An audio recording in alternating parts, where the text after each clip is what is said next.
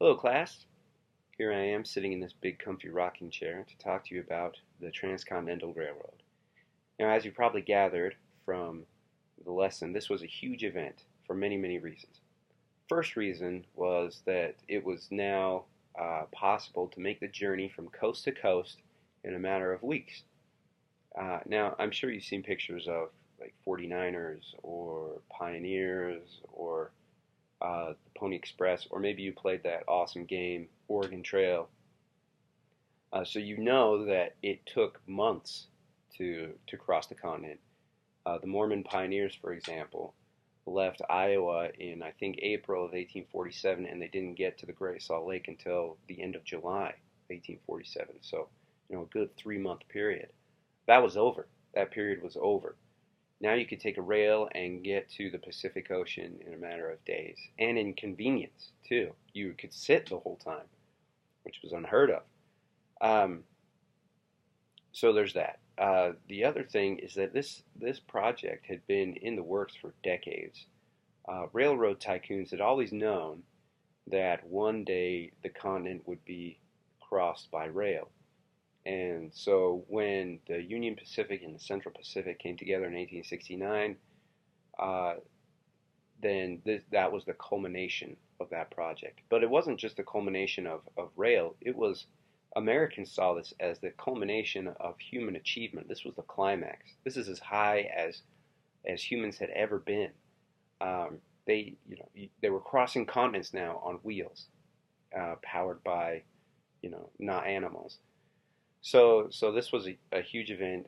Congress was involved. President Ulysses S. Grant was involved, and it was seen as a great achievement by white Americans. Now, having said that, you could probably guess that not everyone reacted so positively to this. Um, for Native Americans, this was also a monumental event, but in a very negative way. The completion of the railroad basically represented or confirmed that there was an expiration date to their way of life as they knew it. Maybe they didn't that didn't occur to them at the time, but history shows that that's true. Now you had streams of white Americans coming in, people who maybe hadn't made the journey before because of the cost or the effort could now come. Those barriers have been broken down, so they could come at any time for relatively cheap.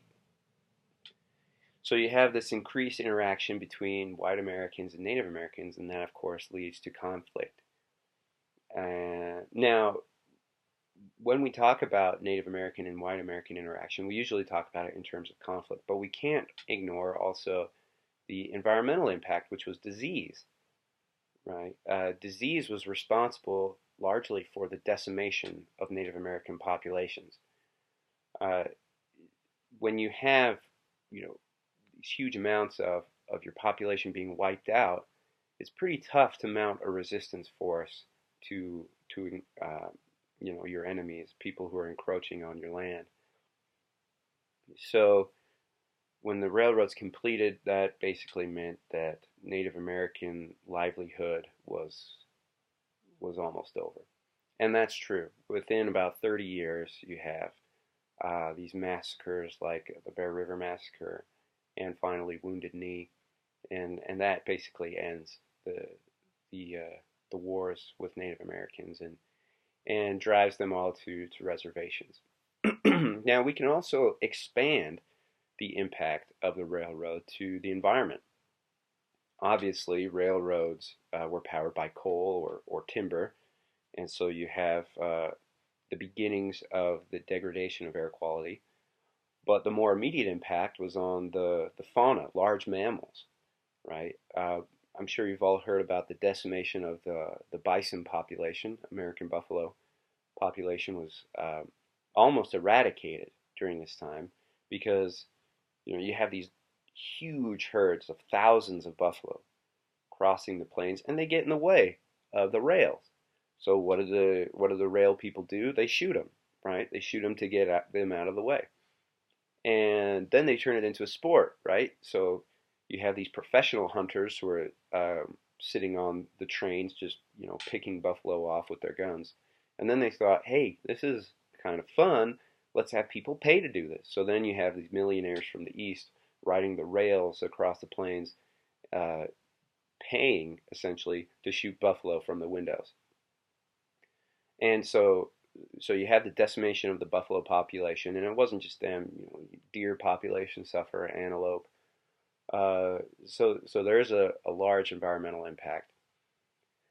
Also, you have more white Americans coming. That means less of a Spanish Mexican American presence in the Southwest, and and then you have these railroad towns like Omaha, San Francisco, other places, other cities throughout the West just explode. Chicago was a big railroad city, and it becomes a major metropolis as a result of the railroads.